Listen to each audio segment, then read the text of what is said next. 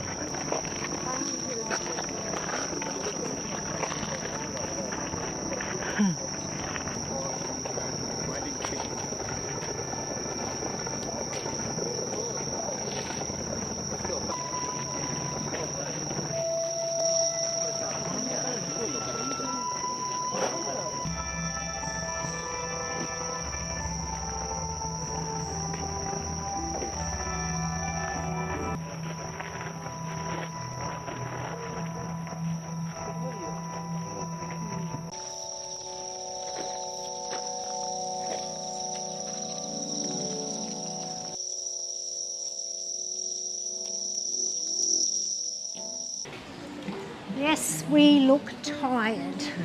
We're heading back to our hotel, just jumped off the subway after visiting TeamLabs in Osaka. What did you think, Simon? You've not been to a TeamLabs before? It was a very surreal experience, very relaxing, very calming.